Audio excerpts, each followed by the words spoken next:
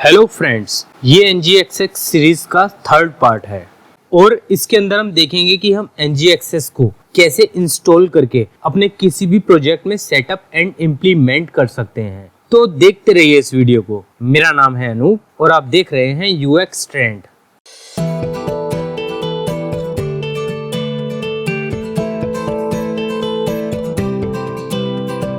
Welcome back दोस्तों, आज हम इम्प्लीमेंट करेंगे NGXS को अपने प्रोजेक्ट में। और जैसा आप यहाँ पे देख सकते हैं, मैंने ऑलरेडी एक प्रोजेक्ट बना रखा है। ये मैंने एक बहुत ही सिंपल प्रोजेक्ट बना रखा है। इसी को मैंने अपनी मीन स्टैक की वीडियो के लिए यूज किया था, तो इसी पे आज हम इम्प्लीमेंट करेंगे NGXS को। अब इसमें क्या होता है, ऐड, एडिट, डिलीट, ये सारे फंक्शन इसमें काम कर रहे हैं। मैं अगर किसी को डिलीट कर देता हूँ तो वो डिलीट हो जाता है। मैं अगर किसी को एडिट करता हूँ तो वो एडिट हो जाएगा। अगर मैं किसी पे क्लिक कर दूंगा तो हम उस एम्प्लॉय की डिटेल पेज पे पहुंच जाते हैं। तो यहाँ पे सारे CRUD फंक्शन काम कर रहे हैं। इसके लिए मैं मीन स्टैक को यूज कर रहा हूँ। तो ये जितना भी डेटाबेस है हमारा MongoDB पे है, पर उससे कोई फर्क नहीं पड़ता। डेटाबेस कोई भी हो, हमें यहाँ पे सिर्फ NGXS की फंक्शनैलिटी को देखना है। अब मैं आपको दिखा देता हूँ इस ऐप में पहले हो क्या रहा है। हम चलते हैं SRC फोल्डर में। यहाँ पे ऐप है। हमारे पास दो कंपोनेंट हैं, एक ऑल एम्प्लॉइज का, एक सिंगल एम्प्लॉय का। और जब भी हम कुछ करते हैं जैसे add employee, edit employee, delete employee, तो हमारी एक जाती है HTTP रिक्वेस्ट। और वो HTTP रिक्वेस्ट के मेथड हमने बना रखे हैं अपनी सर्विस में, एम्प्लॉय सर्विस। ये हमारी एम्प्लॉय सर्विस है। यहाँ पे हमने बनाया है ऐड एम्प्लॉय का मेथड, गेट एम्प्लॉय लिस्ट का method, get employee by ID मतलब सिंगल एम्प्लॉय, और update employee and delete employee. तो ये सारे हमारे HTTP मेथड है। नॉर्मली हम इस टाइप से ही काम करते हैं। अब हम करते हैं इसमें NGXS को इम्प्लीमेंट। अब दोस्तों, NGXS को इम्प्लीमेंट करने के लिए हम सबसे पहले चलते हैं NGXS की ऑफिशियल साइट पे, जो है ngxs.io। अब इसमें हम चलते हैं, देखते हैं हमें इंस्टॉल कैसे करना है। हम गेटिंग स्टार्टेड पे क्लिक करते हैं। यहाँ इंस्टॉलेशन है।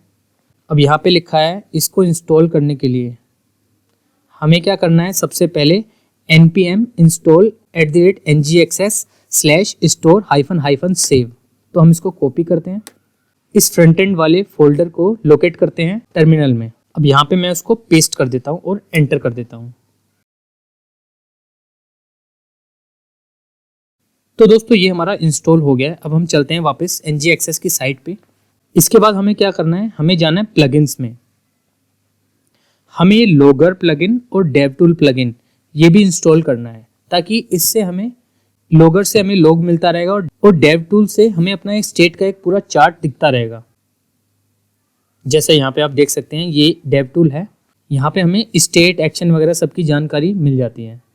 दोस्तों, फिलहाल मैंने इसको गेस्ट मोड में ऑन कर रखा है। मैं गेस्ट मोड हटा लेता हूँ क्योंकि हमें इसके साथ एक क्रोम की एक्सटेंशन भी इंस्टॉल करनी है। तो मैंने गेस्ट मोड हटा लिया है। अब हम चलते हैं वापस प्लगइन्स पे। तो सबसे पहले हम लॉगर प्लगइन को इंस्टॉल करते हैं। इसको इंस्टॉल करने के लिए हम इसको कॉपी करते हैं, npm install @ngxs/logger plugin-save, और यहाँ पेस्ट करके एंटर कर देते हैं। तो जब तक ये हो रहा है हम वापस चलते हैं NGXS की साइट पे। अब हम डेव टूल्स पे चलते हैं। तो डेव टूल पे सबसे पहले हम ये एक्सटेंशन इंस्टॉल कर लेते हैं। यहाँ पे लिखा है फॉर क्रोम, तो हमें इस पे क्लिक करना है। इसको हमें कर लेना है add to Chrome, add extension. तो दोस्तों, ये एक्सटेंशन ऐड हो चुकी है हमारे क्रोम में। यहाँ पे ये आ चुकी है।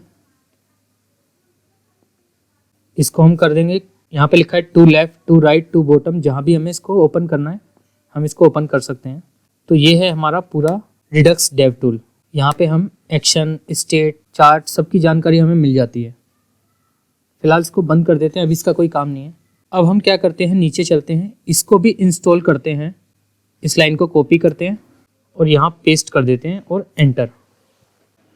तो ये हमारा इंस्टॉल हो चुका है। हम चलते हैं पैकेज जेसन में और यहाँ चल के चेक करते हैं। तो ये आपने देखा NGXS logger plugin, NGXS store और डेव डिपेंडेंसी में NGXS डेव टूल प्लगइन। अब हम वापस चलते हैं NGXS की साइट पे। अब हम यहाँ गेटिंग स्टार्टेड पे क्लिक करते हैं, इंस्टॉलेशन पे चलते हैं। अब हमने ngAccess स्टोर को इंस्टॉल किया था, अब हमें इसे अपने ऐप मॉड्यूल में रजिस्टर भी करना पड़ेगा। तो इसके लिए हम क्या करते हैं, इसको कॉपी करते हैं इस लाइन को और चलते हैं अपने app.module.ts में। यहाँ पे ऊपर हम कमेंट डाल देते हैं ngAccess, यहाँ पेस्ट कर देते हैं। उसके बाद नीचे इसको इंपोर्ट करना है जैसे इन्होंने कर रखा है, तो हम इसको कॉपी करते हैं और चलते हैं अपनी इंपोर्ट्स में और यहाँ पे भी कमेंट डाल देते हैं ngAccess, यहाँ पेस्ट कर देते हैं। अब क्योंकि हमने अभी तक कोई स्टेट बनाई नहीं है तो ये हम हटा देते हैं सब। सिंपली हम ऐसे इसको रख देते हैं। अब वापस चलते हैं, अब प्लगइन्स पे चलते हैं, लॉगर प्लगइन पे। इसको भी कॉपी कर लेते हैं और ऐप मॉड्यूल में ऊपर यहाँ पेस्ट कर देते हैं और इसको यहाँ से कॉपी करते हैं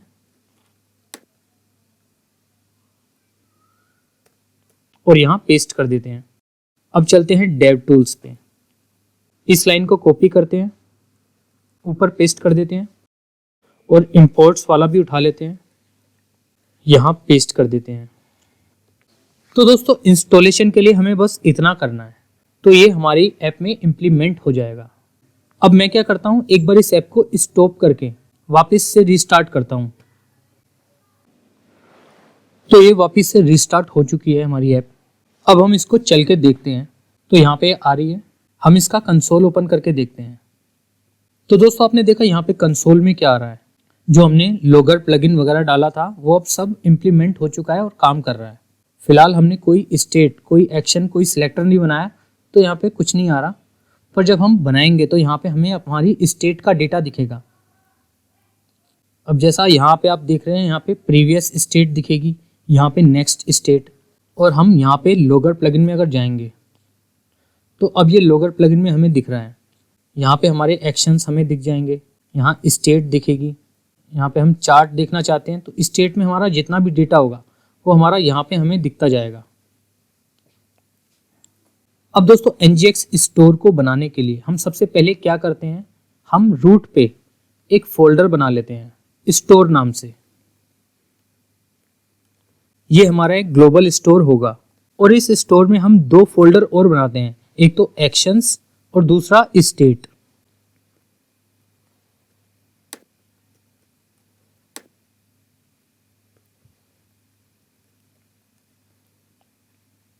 तो ये स्टेट का फोल्डर एक्शन के अंदर ही बन गया। तो हम इसको फोल्डर में ओपन करते हैं, स्टोर में चलते हैं, एक्शंस में स्टेट को कट करते हैं और बाहर पेस्ट कर देते हैं। तो अब ये ठीक है। अब एक्शन में वैसे तो हमारे बहुत सारे एक्शन हो सकते हैं, बट हमारा यहाँ पे अभी हमें कौन सा एक्शन बनाना है, एम्प्लॉय का एक्शन, और स्टेट भी कौन सी बनानी है, एम्प्लॉय की स्टेट। क्योंकि फिलहाल इस ऐप में हमारे पास सिर्फ एम्प्लॉय मैनेजमेंट सिस्टम ही है, तो एम्प्लॉय का ही डेटा है। बट अगर हमारी ऐप बड़ी हो तो उसमें हम एम्प्लॉयज़ का एक स्टेट बना सकते हैं, एक प्रोडक्ट्स की स्टेट बना सकते हैं, उसी टाइप से एक एम्प्लॉय का एक्शन फाइल बना सकते हैं, एक प्रोडक्ट्स की एक्शन फाइल बना सकते हैं। तो हम यहाँ पे एक्शन पे क्या करते हैं, एक न्यू फाइल बनाते हैं employee.action.ts, और स्टेट में हम एक फाइल बनाते हैं employee.state.ts। तो दोस्तों ये हमारा फोल्डर स्ट्रक्चर हमने बना दिया है, पर हम इस पे काम करेंगे अपनी नेक्स्ट वीडियो में। तो जैसा आप देख सकते हैं कि हमारी ऐप में अब हमने ngAccess को सक्सेसफुली इम्प्लीमेंट कर लिया है। अब हम नेक्स्ट वीडियो में देखेंगे कि हम कैसे अपनी स्टेट को मैनेज करते हैं ngAccess को यूज़ करके। तो हम एक एक स्टेप करके देखेंगे।